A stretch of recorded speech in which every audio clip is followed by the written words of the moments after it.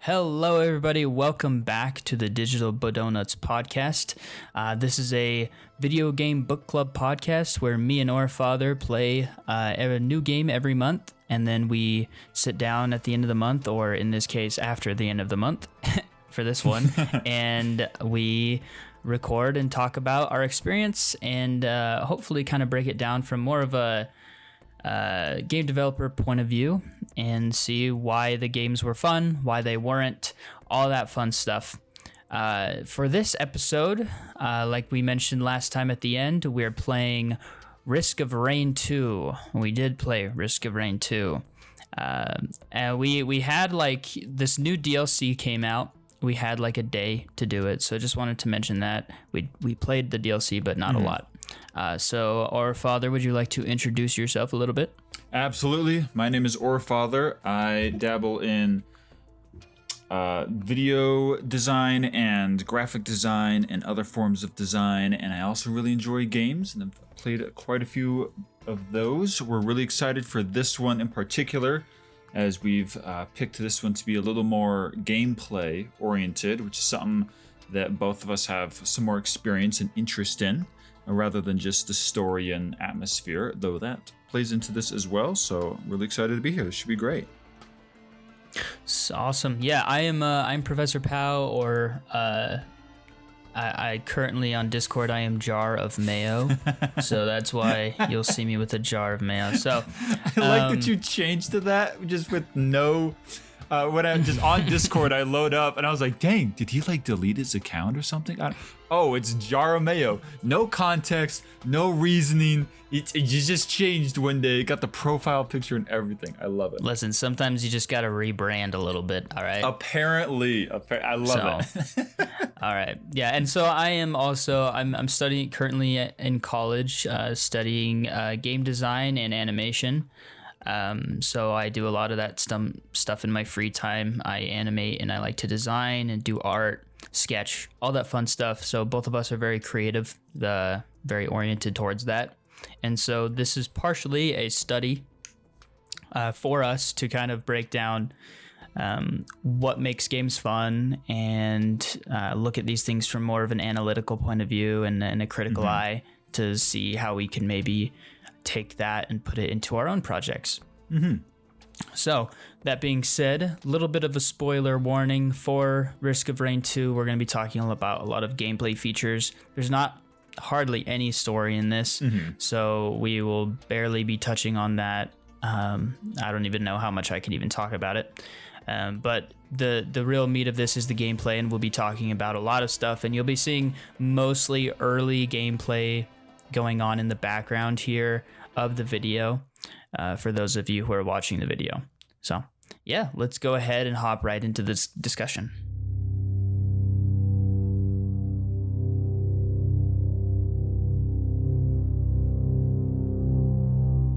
Awesome. Sounds good. We'll start with a real brief intro of what Risk of Rain 2 is and kind of how the gameplay works overall. First impressions are we've got kind of a roguelike elements where you play until you die, and once you die, you completely restart. And the game is very similar to Risk of Rain 1, if anybody's played that. There are definitely some different design changes and things like that. But overall, the game is fast-paced, it's pretty intense, it's loud, it's explosive, and it's a ton of fun. We've got these really great 3D graphics, kind of this really clean vector look to the graphics, where it's really not a whole lot of like subtle detail or lifelike shading or anything like that, but really they've designed it really well. You're able to distinguish things differently as you go about playing. Like you could tell, oh, that's an enemy, that's a player, so on and so forth. The gameplay is a ton of fun, whether you're by yourself or with friends. They've got a really cool thing that comes with this damage scaling, where you get stronger if you play right and your enemies get stronger, but if you do it right, then you continue to be able to take them out and fight, and tons of items, tons of different like movement mechanics and combos you can do. A favorite thing of mine is the game really lets you get as overpowered as you want. There's no like, oh, you're too strong. It's like, oh no, you'll need to be strong, because in about 20 minutes the game difficulty is going to automatically increase and you're going to need all that. So it's a ton of fun to play. It's fast paced, it's intense, it's colorful, it's beautiful, and it's just a good time all around. Yeah, I think my first impression was going into this. I felt like there was so much to do, but I wasn't overwhelmed. There was tons of stuff to explore. All of these big areas. I mean, it's a little bit overwhelming just in the sense of any new game is overwhelming, but it wasn't extra overwhelming. It wasn't like they were throwing a ton of stuff at you and expecting you to just know what to do. And it really helps you guide, especially since every time you get a new item, it tells you what the item does. And it really just overall is a very fun game. And I was surprised before we even picked this, we didn't know that the DLC was coming out. So we actually managed to get on top of the topical portion of this as well. So exactly. Yeah. Something you touched on real quick that I want to bring up more is like the complexity versus the simplicity of the game, where, like you said, there's a lot to do and a lot that goes on that can happen. You can spend one run of the game can take hours and hours. You're going to different dimensions, accessing dozens or hundreds of items and all these enemies, and there's different portals and puzzles, and there's no real tutorial as well. Like nothing's like, and this is how this mechanic works, and this is how this works. At the very beginning, during your character selection, you see, oh, this is what this weapon does or how this character moves. But when you're actually in it, it doesn't hold your hand in the slightest. And yet the forefront, the first items that are, the first mechanics and elements of the game that are presented to you don't really require any hand holding.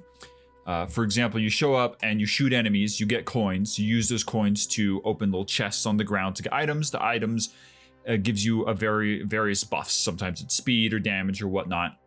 And that right there, I've just described the entire game, okay? Kill monsters, get coins, get items to kill monsters faster. That's the entire game. That's as much like hand holding is like intuitively shown, and everything else about navigating different dimensions, about moon coins, about different bosses, how different enemy types work, how to combo and use cooldowns, and how to all this stuff doesn't ever get explained. And yet I never felt like I wanted it to.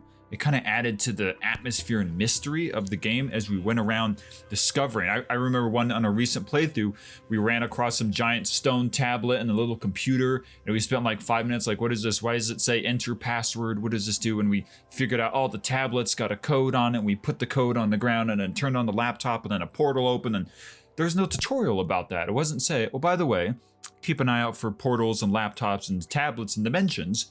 We just ran into it. No tutorial, no explanation, no hand-holding needed, and it was crazy fun to figure it out. And then we went to a dimension, got completely destroyed, I think, because we weren't ready, but it was like a ton of fun. Even though they didn't explain everything, I didn't really want them to. I liked how they've done kind of how they let the player discover the rest of the game as you play. I think you hit the nail right on the head there.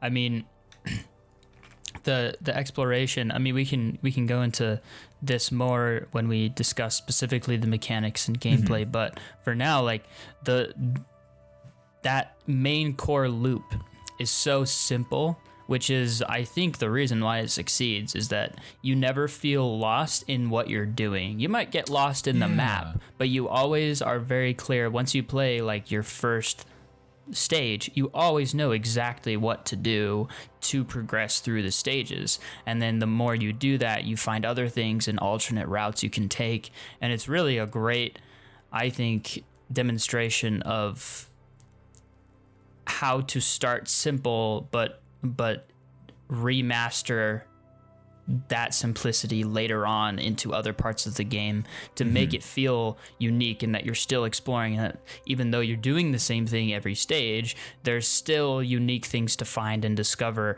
and so each game really feels very unique.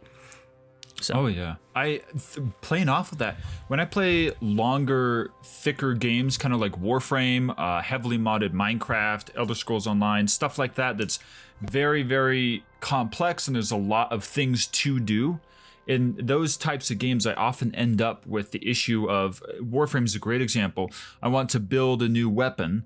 Well, I need, 5 different ingredients to do that. And for each of those ingredients, some of them need 2 separate ingredients. So I might when I play the game for 2 days straight, I know what I'm doing. I know I need to get this resource to build my way up to this weapon. But if I leave and I don't play Warframe for a little bit and I come back and I say, okay, where was I? Why did I keep running the same mission? Was there a resource or a boss or a type of enemy that I needed to scan to use the data to get another resource to fight this boss? Like, there's this huge winding path that you have to follow to actually get anywhere. And the player gets lost, not really in the map so much, but in the actual game, that if you don't play frequently, you get punished for it. I see the same thing in Elder Scrolls Online. If you play some like more scientific Minecraft mod packs are a great, like, easy to access example that people might have more experience in, and that you want to build some complex machines. To do that, you need 30 different parts, and each part needs 5 different things, and you get kind of lost and like, I'm not really playing the game. I'm trying to grow one type of flower to make another type of flower to get enough flour so I can have 5 flowers. Why do I need and you just get lost there. Risk of Rain and says, listen, not sure what to do, you should probably start killing stuff. And I'm like, dang, that sounds like a good idea. I like shooting. Yeah. This is fun as heck. And every time you can go, it's like you're saying, you go as deep as you want into these, the challenges even to unlock and getting different characters. And there could be a lot of stuff. Just the other day when we were playing, we had to use a certain character to put 2 turrets, the engineer, on these 2 pressure plates. And once those pressure plates were activated, then we could go into an underground thing. And it was like, okay, that like took effort to think about and we had to plan it out. But during that entire time, the game loop never changed. We still got to fight enemies, get items, get money. They've got the core of it so simple. And I think, like you're saying, that's what makes this like a super well-rated game and something we both really enjoyed. Yeah, I think it's definitely a streamlined experience for sure. All those examples used before of like Warframe and Minecraft, those are very different types of rewards and very different types of games, right? I mean, it's like you're taking an apple where you'd say Warframe was an apple, or Minecraft, I guess, isn't the apple, and then you're taking it and you squish it down and you string it out, and so now you've just got apple cider or apple juice. And that is way easier to digest, way easier to drink. You don't gotta chew it. It just goes straight down your gullet. And I think that is exactly what this is it takes. I mean, and that's kind of indicative of the genre mostly.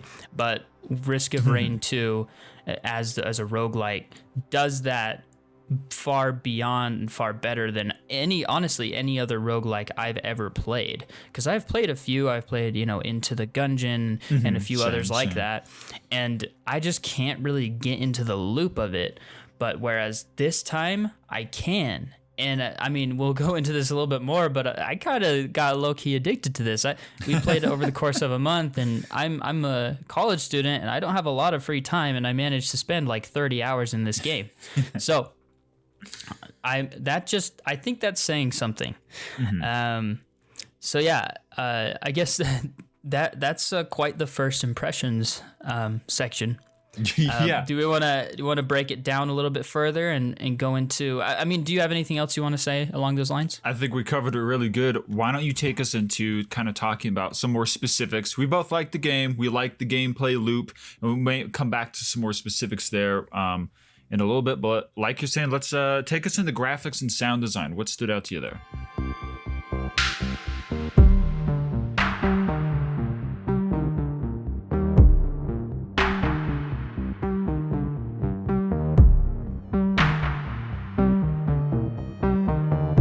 Yeah, awesome. Definitely. Well, the sound design is phenomenal, especially in that DLC we just played. When we fought that final boss and we first spawned in there, and it's just like this deep, like this big old crab thing, and you're like, oh my gosh, and then you start to suffocate. You're like, what is going on? So the sound design is phenomenal. The weapons are satisfying. Each individual character has very, very unique design for how they move around and how they interact with the world. And again, I think that goes into graphics with each individual character. I mean, there's all this, it's a cell shaded they're cell shaded characters in a degree. It feels a little bit more unique than just like your average cell shading, but that's pretty much what it is. And the whole game has a very cohesive graphical, I guess, theme. Yeah, there you go. Theme. Everything, it feels, these characters could be coming out of a cartoon, you could say, but I mean, they don't feel like it at all because they're freaking murdering tons of things and you're fighting stuff all the time. But I think the worlds that you're in, the lighting, all of it just kind of comes together to make a very, what's the word? Immersive experience. Yeah, I think, yeah. What did you think? What do you think was the best designed character? Like, what do you think, out of all the characters you saw, which one do you think looked the coolest? Ooh, that's gotta be the guy we unlocked with the DLC, the Void. I don't even know what he's called, but the dude's got like corrupted by the Void and stuff like that. I played him a little bit this morning actually, where he's. Let me take a deep breath so I don't stutter my way through this. His character design was really well done in that there were several things that you could tell he wasn't just the same character with a different skin on. The way he ran, and this kind of applies to all the characters, but I'll use this one specifically. There's this character you unlock, he's like corrupted by this Void, he's like got a really misshapen right arm, he's covered like these purples and dark, kind of hunched over. When he stands still, he shakes just a little bit, not like he's spazzing out, you know, he hasn't had that much caffeine, but he just shakes like there's something, like he's trying to control himself. When he walks, he uses this massive misshapen arm to kind of push himself forward as he lunges across the terrain, which is completely different from, you know, your starter guy, the commando, just kind of like jogs there, or the robots that roll on their treadmills. This guy's lumbering across the thing. As his ability, one of his main abilities is he, like, after a certain period of time, he'll go into like this rage mode where he goes all reddish purple and does a ton of damage, and there's a bunch of mechanics behind that, but you can just, when you're playing him, you just feel different. The movement, even though we're just using our keyboard and mouse here, he feels different, he plays different, and it's less of his actual movement is affected. It's not that this character looks this way and has these items and that's why he's different. It's like this character actually, his movement speed is different. The way he jumps is different. How he jumps, his animations are different and fluid. You really feel like you're playing somebody unique each time. And that was something that stood out a ton. How they used these graphics and these animations, just super high level stuff to really get you in the mood of the characters so that you feel like a machine just spitting out round after round, where you feel light and quick and dodgy as you're the huntress teleporting around and shooting arrows and pulling these crazy, you know, spinning around and jumping off of stuff, where you feel like this creature's lumbering forward, trying to contain whatever's inside of him. It did such a good job with that. It's like everyone's fun to play. No one's like, oh, I gotta be this guy. I'll just go back to the default guys any day of the week because they're just as fun. They're just as unique. So awesome. I loved it. Yeah, I definitely have. I think, I don't know if that's my favorite design. It's definitely like the coolest. Yeah, I think it's the coolest. I'm 8 years old inside, dude. Oh, what? That's guy's corruption and evil. Oh, that's so cool. I love it. Yeah, he's definitely a super unique character. What did you like? I think I honestly really liked the little robot guy. I can't remember the name of it, but it's the one that you get for taking the fuel cell to the hell level.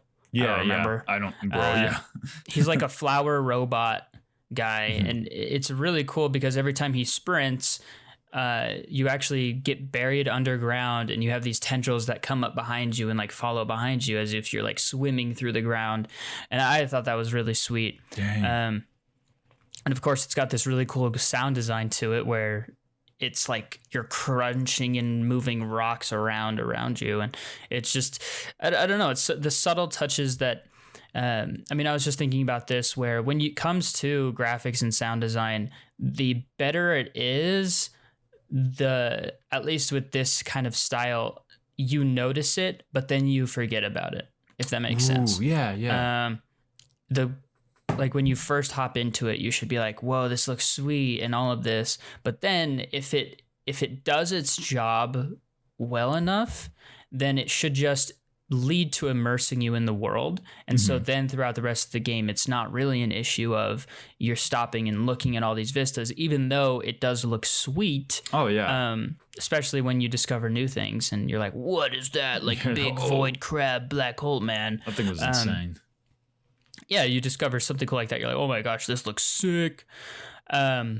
But then, I don't know, the fact that it is so easy to immerse yourself in this world, it's not jarring. It has very cohesive everything. It really just all leads to putting you into this awesome state of mind where you can get into this ebb and flow really easily. And also the graphics lead to pretty much anyone being able to run this. It is very unintensive. Very optimized. Did a good job. Yeah. There's so much stuff on the screen. I mean, you can get lag sometimes when it's just crazy amounts of numbers and damage. But that's just honestly, at that point, when things start to break down, you're just like, I am so happy. It makes you feel even more powerful that not even your computer can handle the awesome stuff that's happening right there. So awesome. I want to talk real quick. Yeah, before we move on to some of the music stuff, I wanted to talk about audio cues, which I found after I'd been playing for a while. Like you mentioned earlier, when you first hear something, you should be impressed by it. It should be significant. But eventually you want it to help the immersion and keep you in the world. Instead of pulling you out to admire something every time it shows up, you want to be able to continue the loop. Yeah. And the audio cues for the monsters and for the powers and like abilities and all the different things that happen were extremely well done. Where at the beginning, you're dying in the first few levels and there's like not too much going on. So these really core mechanics, such as getting money, your allies attacking certain monsters and how they attack, what sounds they make, it kind of drilled into a lot. And later in the game, I don't even have to look around for me. I hear a specific audio cue. I'm like, oh, I know exactly what type of monster is behind me. It's the big stone golem. He's queuing up his laser. And even though in later rounds it gets so chaotic, there's so much going on with all your items and all these explosions and stuff, I hear these cues. I'm like, oh shoot, I know what that is. Let me dodge out of the way. Or I could hear gunfire off in the distance. I'm like, oh, I know which character's doing that. Okay, that's you. You're over there. I hear the money coming in, and all of it starts to blend in really, really well to help kind of heighten your senses in the game. So that after you've played for a few hours, you're not just looking at what's going on and keeping track of that. You can hear it. I can hear when this specific giant jellyfish boss starts to do its supernova attack that's going to blow everything up. Even if I'm not looking at him, I hear that. I'm like, oh shoot, I need cover right now. And then comes the lighting effect. And then I turn around and see it getting brighter and brighter.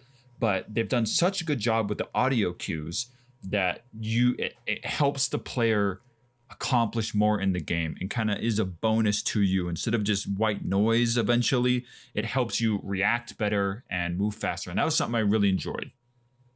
Yeah, I love the contradiction between the different types of enemies and the sounds they make. The more threatening ones, like those void mushroom guys that come up and like every time you kill them, they make a black hole that will just like immediately kill you when they die. Those monsters have a completely different sound effect for when they move around and everything. They have a much more intimidating sound than most other things. And it's impressive that you can just hear a noise and then all of a sudden it's intimidating. It just shows a really great mastery of how to manipulate the psyche of the player, you know? Agreed.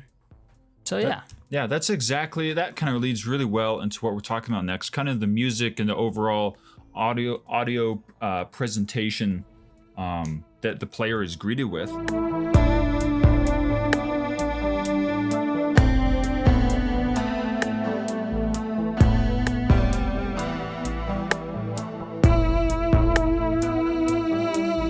Keeping the player signifying intensity and danger versus serenity and peace, and doing so while keeping the tone upbeat and not exhausting the player, which is hard guitar solos or something like that, is something that is also done really well in this game. I found that as you transition to each location, some of them are different because they're harder and more difficult to tackle enemies, and you can only get to those areas if you've passed through other ones. And some are just, earlier ones that you sometimes end up in. And the music plays really well with how the monsters have been designed. There's this kind of theme on what instruments, if you can call them that, or whatever sounds they used for this type of monster that shows up in this specific biome or this specific map or area. They link well together, and you feel, I hear this sound, I know it's that monster because I'm in this area. Or you hear the music and you immediately understand what you need to be doing a little bit better. I thought they did a good job on that. What are your thoughts about kind of the just audio in general? Well, I definitely think the music really is what seals the deal, right? Everything else is what's writing the letter and addressing it. And then the final thing is when you put the wax seal on it, is the music. It's that kind of thing where it just transcends the experience for me. It takes me from just being in this really cool world to, oh my gosh, I'm actually there. It's really impressive. I can't really remember a specific song off the top of my head, but it has this really cool like synthy vibe to it. Really fun to listen to, and there's enough variety where it never gets boring. I love just being able to crank that bad boy up and enjoy it as I'm going around destroying tons of monsters. It just, I don't know, just like music should do. It helps the feel of the game totally transcend what it could have been without it. So I agree. This kind of, the story of the game is pretty simplistic. You crash, you got to kill stuff so you can fly away. And as you move through these different areas, you can eventually get closer and closer to leaving. So there is like an end to the loop if you want. And the plot's pretty simple. It doesn't weigh too heavily on that. But one way that the game pulled me in and made it a lot more fun for me was how they used the music and the sound to communicate some of the story. The big thing is that, especially if you play it by yourself, of course, if you're playing with other people, there's other people, you're probably in Discord call, you're having some fun. But the basic premise of the game is that you're alone, that it's just you. You don't have like crewmates that you're trying to protect. There's no like other inhabitants on the planet you're trying to like get their assistance or build something with. It is you fighting wave after wave of incredibly hostile entities trying to kill you all the time by yourself. And you're desperately trying to maintain, like, stay on top of this power level so that you can kill everything fast enough. But some enemies you can't kill fast enough, so you got to use all these mechanics and dodging and stuff. And the music reminds you that you're alone, but that you're not failing. And it shows you like this is the music isn't so haunting and atmospheric that you feel trapped and secluded. Instead, it's almost like singularly purposeful, where it drives you forward. And as the mechanics of the game come into play, you realize you have no one to depend on but yourself. It's a roguelike as well, so if you die, you're done. You're done. You can't come back. There's no save points. And you really begin to depend on the audio, depend on the mood to keep you engaged and to keep you alive. And the designers know that. They built that in purposefully so that they're like, okay, the music needs to keep you in the moment while still pushing you to progress. And the audio cues and sound effects and themes that we're using need to not only match the environment, they need to match the entity that is emanating them or whatever is happening, and they need to communicate information. So I always know when something's charging up, when something's about to hit me, when do I need to dodge, and at the same time, I'm motivated to keep doing that. I don't ever just try and camp in a corner and shoot stuff till I get bored. The music pushes you to accomplish and find the next thing, and the numbers push you as well to just get. You gotta love the graphics, how they did that. Every damage has you get the little numbers up there, and when you keep going, there's a lot of numbers on the screen, and that's just like you were saying. That's when it gets awesome. Is you're like, dang, I am blowing everything up simultaneously right now. This is the best thing I've ever done in my entire life. Ton of fun. So I just wanted to mention there how they've used the audio with such purpose that they really took that to heart. It didn't just say, hey, let's make something that looks cool and it's mechanically sounds. They wanted to pull you into their world and help you kind of feel what your character is feeling. And I feel like they did that a really great way, that you could tell they put a lot of effort and a lot of purposeful design into creating the audio the way it is. Yeah, I mean, I guess the music does what it ought to do. It's a soundtrack that makes the game better. It makes every experience a little bit better just by existing. I don't know who was in charge of creating the music for this game, but they did a fantastic job, because just like with the graphics and the sound design, it all just fits with the overall presentation, making it just feel like this really tight-knit, complete, just sealed package together. Absolutely. Yeah, and so with that, speaking of this whole flat package, let's talk about probably the biggest aspect, and definitely the one that it seems like everyone spent the most time on when they were making this, is the mechanics and the gameplay.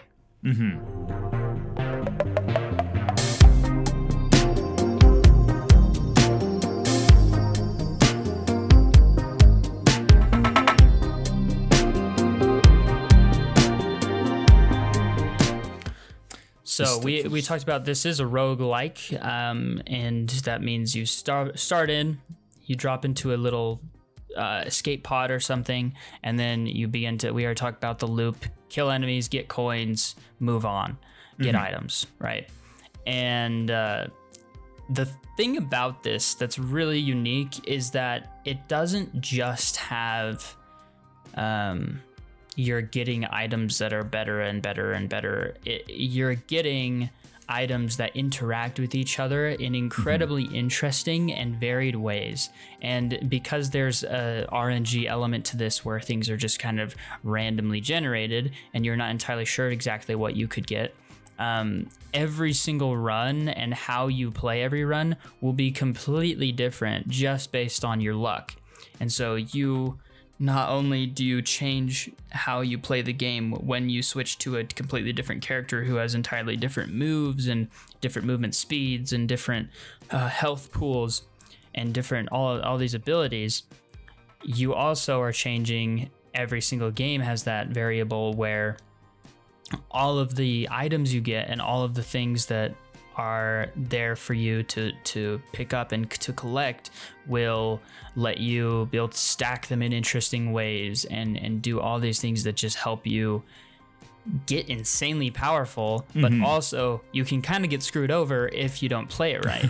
Exactly.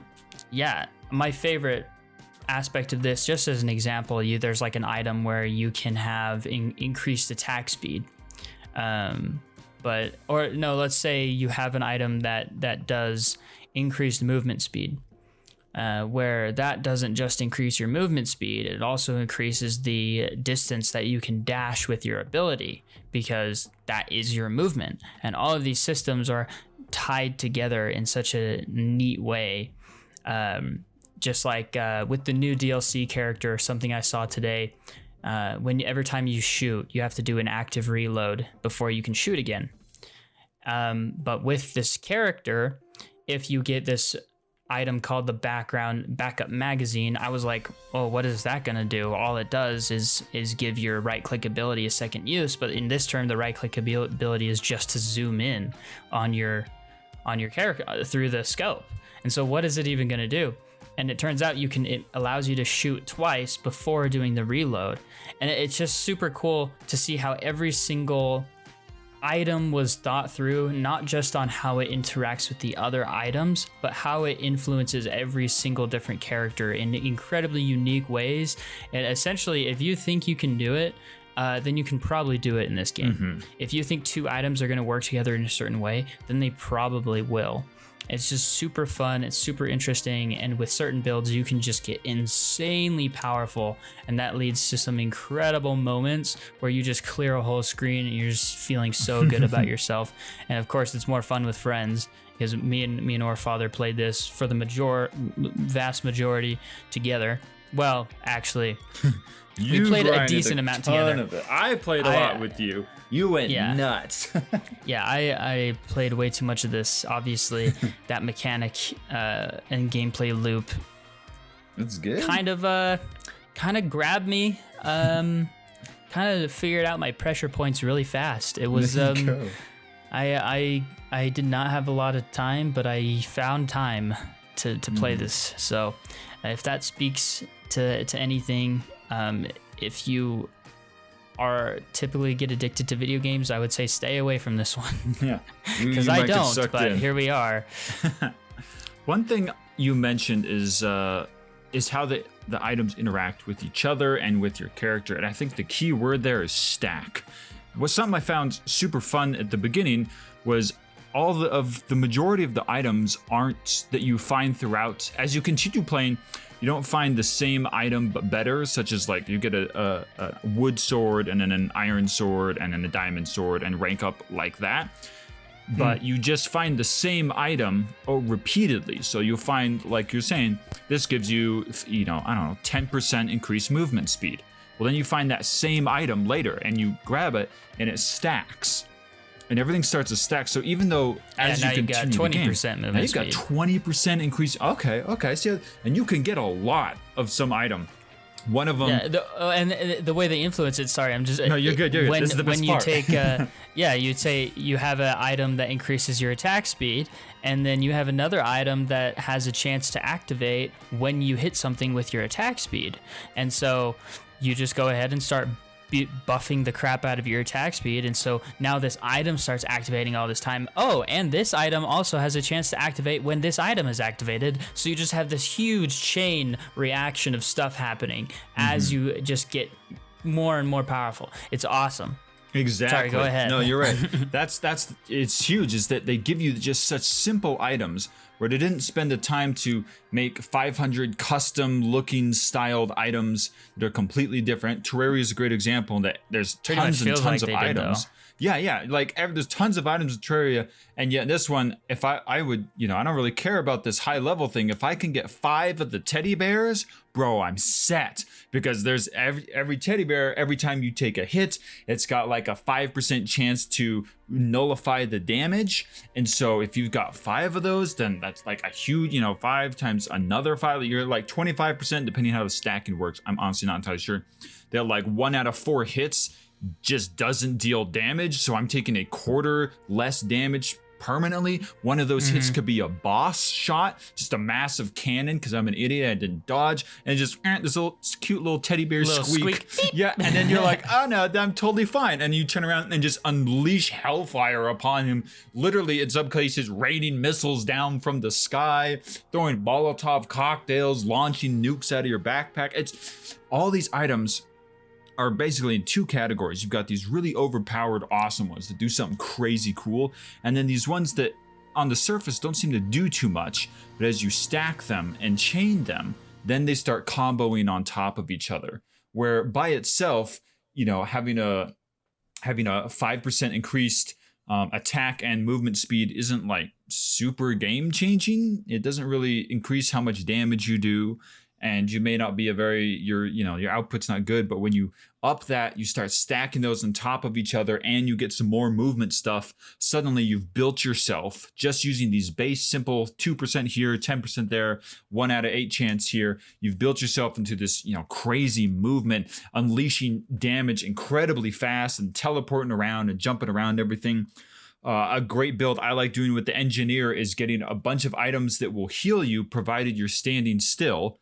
And then I just sit in the middle of this horrendous battle. Just everything's exploding around me. I have 2 turrets that I stack those items on top of. I've got the item, and so I'm sitting in this pool of health that regens me faster than anything can deal me damage. And at the beginning, just getting one of those items, it's a particular mushroom that does like a little, like will heal you by 3 points of health after you stand still for 1 second while stationary. All right, that's like nice, but I need to be moving. Well, if you've got like 3 of those mushrooms and you get multiple, you can apply those to other things. And so you have the like a little circle of health going on. You stack it the right way, get a few damage buffs and like damage decreases. Then you don't have to like go anywhere, and you've built yourself into this impenetrable, unmovable object that is healing faster than most things can kill it and killing everything else faster than they can kill you. At the beginning, you were just kind of running around looking for stuff. And as the game progresses, not only do you get stronger innately, like your damage output increases, but these items stack and compound and work off of each other in such a super fun, satisfying way that leads every loop, every gameplay to be completely different from the last one. Yeah, and it's I think an important note is that this was designed this way, clearly, because even though you feel like a god at times, 2 seconds later, you could get one shot by another enemy. So you are always on your toes. Even on the easier difficulties, you are always on your toes, feeling like at any moment you could be just absolutely obliterated by something. And that happens all of the time. You feel like you're on top of the world, and then this enemy comes along because you've gotten to the ha level difficulty. And one thing just throws a freaking wrench at you and it kills you. You're like, what? And so you're like, what just happened? So it just feels, the people who made this just wanted to make a game that was fun, and they nailed it. It is the epitome of a fun gameplay experience. Will this game make you cry in terms of emotional? I mean, well, maybe. It's just because you're bad. It's just because you're bad, but maybe. But I mean, is this game going to emotionally attach to you via the story or anything like that? Will this game have a lasting impact on you in a way where it will change your life? Possibly, but not likely. This wasn't made to tell this. Well, it doesn't feel like it was made to really say anything special. And in that, it does say something special. In that, it is exactly what it needs to be, exactly what it wants to be. The people who made this had a clear vision, a clear goal, and they knocked it out of the freaking park. That's something. So, 1 out of 10. Exactly. Okay. We're like talking over each other. Exact. Just a final thing there. Their focus was so clear, and that some of the larger AAA studio games try and do a dozen different things at the same time. They try and tell a story. They try and be a shooter. They try and be a puzzle game. They try and be a collectathon, and they get most of them, and they all do pretty okay. And this one tries to be, you look at like Far Cry does, like it's got 17 different gameplay mechanics going on all the time, trying to be all these different things. And Risk of Rain 2 just says, okay, I'm gonna be fun, fast, and explosive. And 120? Let me check. Wait. Click. 120,000 reviews agree that, okay, this is polished, fun, and immensely replayable, to requote IGN. But they knew what they wanted to do. If you've played, I've played a little bit of Risk of Rain 1, just the original, and it's very, very similar in how the gameplay works to Risk of Rain 2, but 2 is so much more polished. You could just feel the budget, and as you play, it's totally worth it. It kind of, I think it reminds me of like Rocket League's original start was not as Rocket League. They had a completely different game that had the core mechanics. It just wasn't polished down to what it needed to be. And then they get enough funding and they're like, we know that car soccer is fun. And for this game, they're like, we know that combos and like build-ups and piling percentages, big numbers is fun. We're just gonna make that perfect, make it exactly what it needs to be. There's not really any story. The story is that you're on an alien planet, everything's weird, kill it all, it's all trying to kill you. All right, story done. Let's move on. Let's nail the important part of Now the that's game. a story I can get behind. Exactly. They're like, dude, it's a game. Let's make it a game, not a movie you click through, but a game. And it is fun and fast and furious. It's just a good time. It's just a good time. Yeah.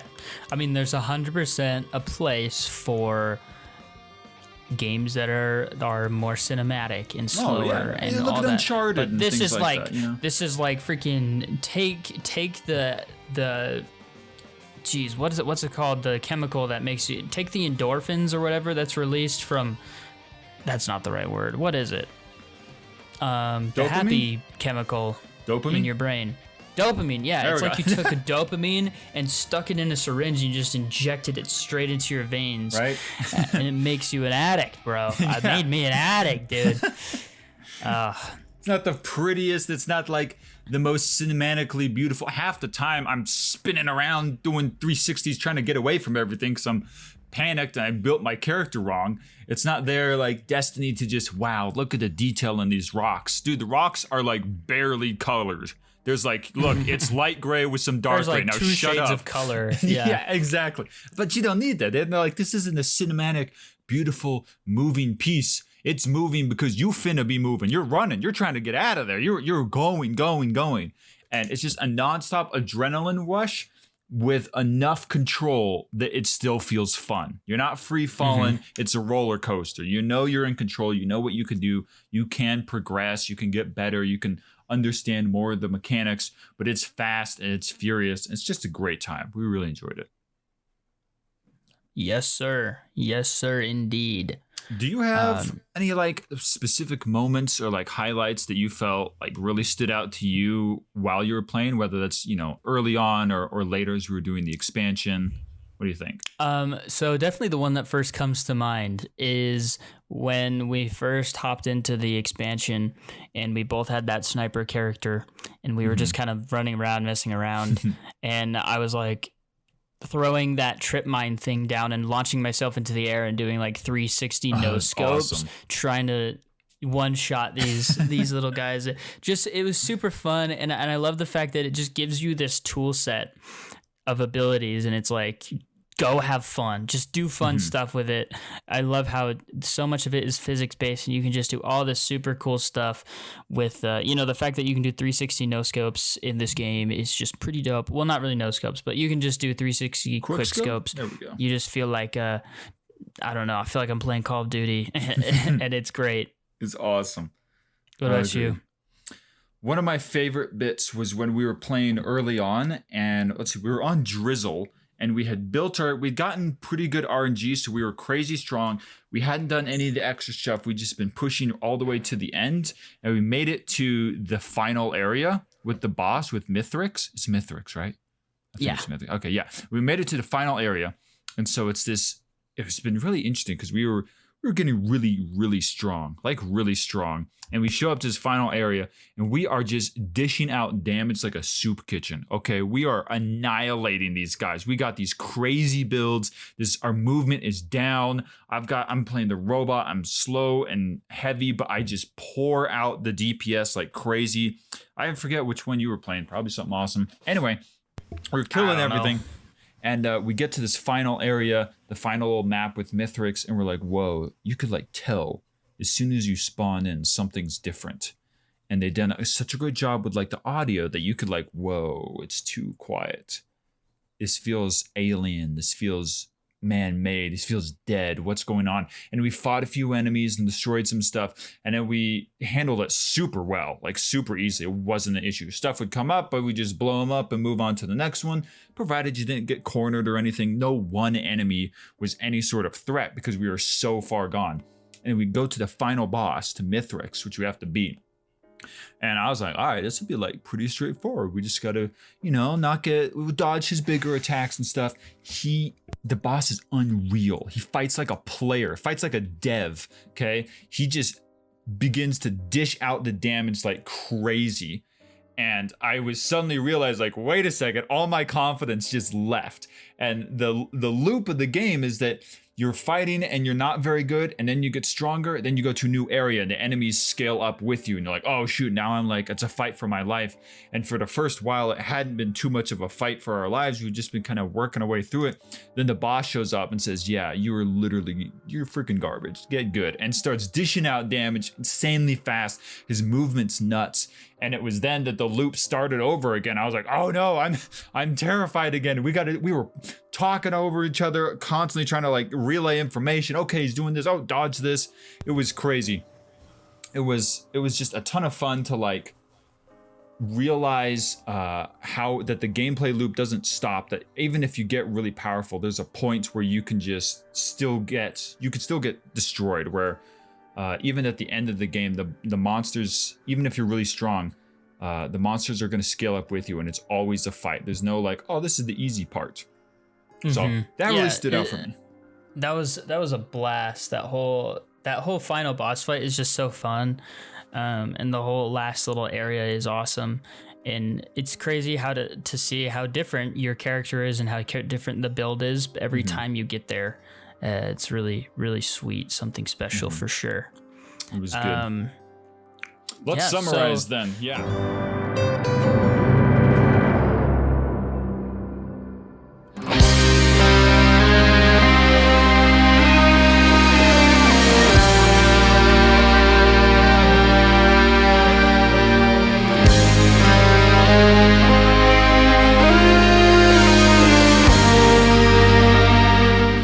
Go move into the subtitles. You want to give a little introduction of what that is, and then absolutely, I'll give mine first.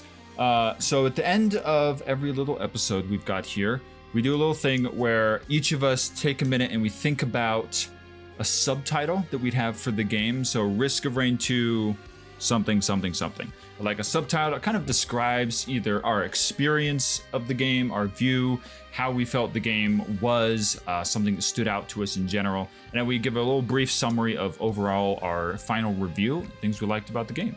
So do you mind if I go first? Go for it, my friend. Sweet. So my subtitle is Risk of Rain 2, You Had Better Enjoy the Journey. So that was really clever and funny, because that's not about the journey. Largely, it's pretty obviously why it's about. This game is like, I haven't beaten the final boss yet. And I've got like 15 hours and I've played a ton. Even on the easiest difficulty, I haven't, because it's not about the destination, it's about the journey.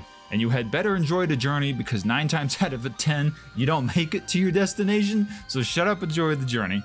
As a quick, brief review of the game, I found it everything that I expected it to be, dialed to 10, dialed to perfection.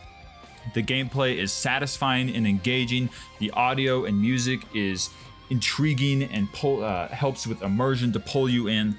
And overall, the game understands exactly what it needs to be and is exactly that. It doesn't try to be anything extra or to work too hard or to fill a bunch of needs. Is the game for everybody? Not really, but it excels in that when the game is for you, it is just for you, and you enjoy it immensely. It's not designed to people please or to be the perfect game for everybody. Instead, it says, hey, if you like this, you will love our game. You like fast-paced, intense action with big numbers, explosions, and the potential to become extremely strong. You're gonna love this. You like roguelikes with beautifully designed visuals that keep you engaged and keep you informed, as well as audio cues that feed you information so that you can mechanically accomplish the game faster and faster the more times you play. You're gonna love us. We know exactly what we want to build, and we've built it. I really enjoyed the game, and I would highly recommend it to everybody. There's some easier difficulties to play on, and playing with friends is, of course, a ton of fun as well. What about you? Sweet. My subtitle here. What was yours again? It was Risk of Rain 2. You had better enjoy the journey. You had better enjoy the journey. For a second, I thought I was remembering it as shut up and enjoy the journey. That's great too. I was like, man, that's pretty harsh. Okay. All right. Yeah. So mine is, I'm going to do a voice for this. Risk of Rain 2, warning, addiction imminent.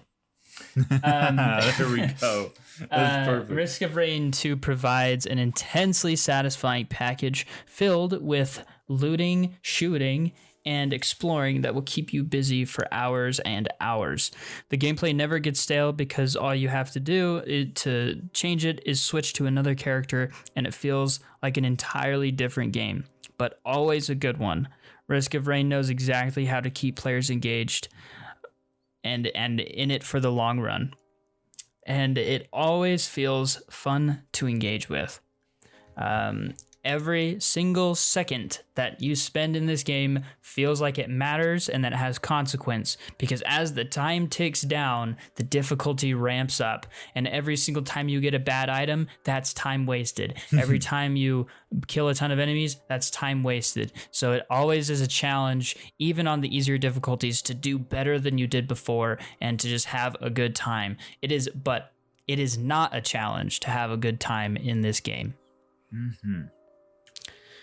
All right, I think that about wraps it up for this episode. Do you have any final thoughts? No, get the game. Depending on when you're listening to this, the DLC may still be on sale for only like $10. The game is a steal. It's a ton of fun. Highly recommend.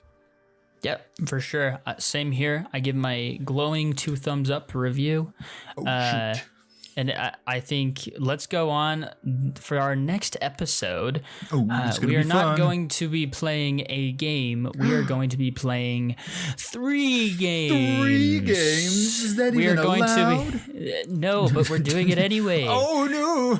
We're having what we're going to call an indie game gallery. It's going to be great. We've picked out 3 different indie games, and and they're all about 3 to 5 hours long, Pretty sure. In general, and we're gonna play through all of them, and then at the end of the month we're going to kind of talk about how they interplay with each other and where some of them succeed, some of them fail, and just kind of enjoy the experience of talking about a bunch of different games that don't really connect to each other. Yeah. The ones that we've picked are Vampire Survivors, Moon Hunters, and what was the last one? Ape Out? Ape Out, yeah.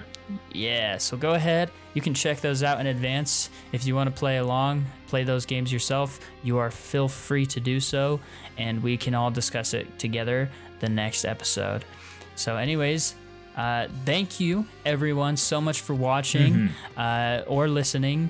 I guess something we forgot to even bring up is that we're on Spotify now. Oh, so yeah. if you're listening, if you're listening here on YouTube and you want to go support us over on Spotify, I guess we're also on Spotify and SoundCloud.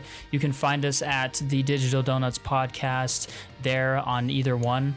And we'd love to have you. We'd love to have you listen in and just, turn us on when you've got some time to kill on a long drive to work or something. And hopefully we can keep you entertained and keep you awake. So, I would hope and pray that would be the case. We're doing our best, dang it. Please. Yeah, we're trying. We'll be getting better. But if you do have any suggestions on how we could improve on how anything, please feel free to leave a comment or message us. We would love to hear your feedback. Yes, we would love to hear your feedback on all of this. And overall, we appreciate everyone who's listened in so far. And if you've made it this far, we super, super appreciate you. And we hope you all have a fantastic month. And we'll see you at the end of March. Are you going to say anything? I can't think. I was going to do like goodbye. Bye. See you at March. End of March. It is March. I don't know what to say. Bye-bye.